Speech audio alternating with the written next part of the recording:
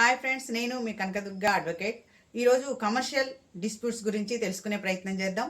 Commercial disputes అంటే ఏదైనా disputes between any partners, అంటే ఏదైనా కొంతమంది పార్ట్నర్స్ మధ్య ఒక బిజినెస్ స్టార్ట్ చేసినప్పుడు వారి మధ్య జరిగే అగ్రిమెంట్ అనేది కంపల్సరీగా ఉంటుంది. అది మనందరికీ తెలిసిన విషయమే. ఈ అగ్రిమెంట్ జరిగిన తర్వాత వాళ్ళు బిజినెస్ స్టార్ట్ చేసిన తర్వాత కొన్ని రోజుల తర్వాత వీరి మధ్య ఏదైనా ప్రాబ్లం అరైజ్ అయినప్పుడు, అంటే వాళ్ళ ఒక సమస్య తలెత్తినప్పుడు, ఆ సమస్య వల్ల వాళ్ళ బిజినెస్కి ఆటంకం కలిగినప్పుడు వారు ఏం చేయొచ్చు అంటే ఆర్బిట్రేషన్ యాక్ట్, కన్సిలేషన్ యాక్ట్ ద్వారా వాళ్ళు కోర్టుని ఆశ్రయించవచ్చు. అంటే మనం లీగల్గా arbitration and cancellation act 1996 section 9 ప్రకారం వాళ్ళు కోర్టులో కేసు ఫైల్ చేసుకోవచ్చు. అంటే మధ్యవర్తిత్వం మరియు రాజీ చట్టం ద్వారా కేసుని ఫైల్ చేసుకొని దాని ద్వారా పరిష్కారం అనేది పొందడం జరుగుతుంది. అది ఎలా, ఏ సందర్భంలో కేసు వేయచ్చు అంటే ఏదైనా మీ అగ్రిమెంట్ అనేది పర్ఫెక్ట్గా ఉన్నప్పుడు, అంటే లీగల్గా సరిగ్గానే మీరు రాసుకున్నప్పుడు, అప్పుడు మీరు కోర్టుని ఆశ్రయించవచ్చు. అంటే దానికి సంబంధించి లీగాలిటీ ఏదైతే ఉందో దానిలో ఉన్న మనీ అనేది వాల్యుయేషన్ ఏదైతే ఉందో ఆ వాల్యుయేషన్ బట్టి మనం కమర్షియల్ కోర్టులో కానీ లేదా డిస్ట్రిక్ట్ కోర్టులో కానీ లేదా హైకోర్టులో కానీ మనం కేసు ఫైల్ చేసుకునే అవకాశం ఉంది. అది ఎలా అంటే ఎక్కువ మంది ఈ బిజినెస్లో ఏదైనా ప్రాబ్లం వచ్చినప్పుడు, సమస్య తలెత్తినప్పుడు ఎక్కువగా మధ్యవర్తి ద్వారా ఈ ప్రాబ్లమ్ని సాల్వ్ చేసుకోవడం జరుగుతుంది. అంటే అది లీగల్గా అయినా అయి ఉండొచ్చు, లేదా ఎల్డర్స్ ద్వారా ఏదైనా బయట అవుట్ ఆఫ్ ద కోర్టు కూడా ఒక పెద్ద మనిషిని మనం అలాట్ చేసుకొని ఆ పెద్ద మనిషి ద్వారా కూడా మనం సమస్యను పరిష్కరించుకోవచ్చు.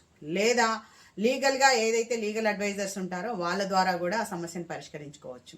ఎక్కువగా ఈ బిజినెస్కి సంబంధించిన ఏదైనా డిస్ప్యూట్స్ అనేవి అరైజ్ అయినప్పుడు కమర్షియల్ కోర్టులో ఎక్కువగా కేసులు ఫైల్ చేస్తారు.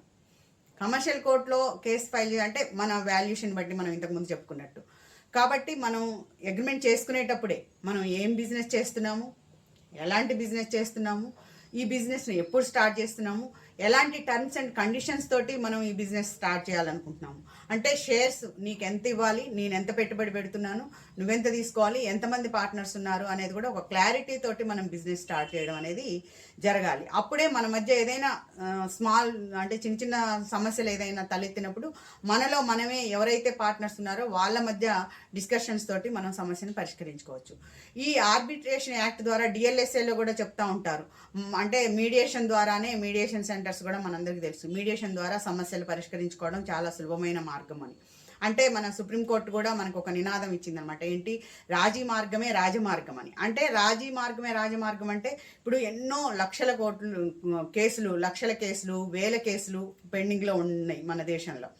ఎన్నో కోర్టుల్లో కూడా కేసులు అలాగే ఎప్పటి నుంచో పెండింగ్లో ఉంటూ వస్తూ ఉన్నాయి. అంటే సమస్యలు పరిష్కరించడానికి సమయం సరిపోకనో, లేకపోతే వాళ్ళ మధ్య ఇద్దరు అడ్వకేట్స్ని ఎంగేజ్ చేసుకోవడం వల్ల ఆ కేసులు ఇద్దరి మధ్య అంటే రాజీ కుదరకపోవడమో, అడ్జస్ట్మెంట్ అవ్వకపోవడం వల్ల ఆ కేసులు అలాగే కంటిన్యూ అవుతున్నాయి. ఇలా రాజీ మార్గం ద్వారా వెళ్ళినట్లయితే మనకి సమస్య త్వరగా పరిష్కారం అవుతుంది. మనకి ఏదైతే ప్రాబ్లం ఉందో బిజినెస్ కూడా కంటిన్యూ అవుతుంది, లేదంటే మన బిజినెస్ స్టాప్ అయిపోతుంది, మనకు వచ్చే ఇన్కమ్ సోర్సెస్ కూడా తగ్గిపోతాయి. దానివల్ల మనకి ఒకరికి మధ్య విభేదాలు తలెత్తి ఇంకా మనం అంటే మంచితనంతో, ఫ్రెండ్షిప్ తోటి మనం బిజినెస్ స్టార్ట్ చేస్తే ఈ సమస్యల వల్ల, ఈ డిస్టర్బెన్సెస్ వల్ల, ఈ డిస్ప్యూట్స్ వల్ల మన మధ్య కూడా విభేదాలు తలెత్తి మనం ఫ్రెండ్స్గా ఉన్న వాళ్ళం ఎనిమీస్గా మారే అవకాశం కూడా ఉంటుంది. కాబట్టి ఎప్పుడైనా ఏదైనా ఒక బిజినెస్ చేసేటప్పుడు ఎప్పుడు ఎక్కడ వస్తుంది ఈ ప్రాబ్లం అంటే మనీ ట్రాన్సాక్షన్ వల్లనే వస్తుంది. కొంతమంది ఒక 1 కోటి రూపాయలు నేను బిజినెస్ పెట్టాను, అతను కొంచెం తక్కువ అమౌంట్ 50 lakhs బిజినెస్లో పెట్టుబడి పెట్టాడు అనుకుందాం. ఎప్పుడైతే ఇన్కమ్ వచ్చిందో ఈ ఇన్కమ్ ఈయన ఎప్పుడైతే 1 కోటి రూపాయలు పెట్టిన ఆయనేమో తక్కువ ఇన్కమ్ని తీసుకోవడం జరుగుతుంది. 50 lakhs పెట్టిన ఆయనేమో వచ్చిన, అంటే బిజినెస్లో అక్కడ ఆయన కొంచెం బిజినెస్లో ఎక్కువ స్పెండ్ చేసి ఉంటే కనుక వచ్చిన బిల్స్ మొత్తం ఆయనే తీసుకున్నాడు. నేనేమో ఎక్కువ పెట్టుబడి పెట్టాను, ఆయన తక్కువ పెట్టుబడి పెట్టాడు, ఇన్కమ్ మాత్రం ఆయనే మొత్తం తీసేసుకున్నాడు, ఆ బిల్స్ మాయం చేశాడు, ఇన్కమ్ ఎంత వస్తుందో కూడా చూపించట్లేదు, నన్ను మోసం చేశాడు అనే ఇలాంటి ఒక సమస్యలు అనేవి ఎక్కువగా చూస్తూ ఉంటాం. ఇలాంటి సమస్యలు రావాలంటే ఎప్పుడు కూడా బిజినెస్లో ఫెయిర్గా ఉండాలి.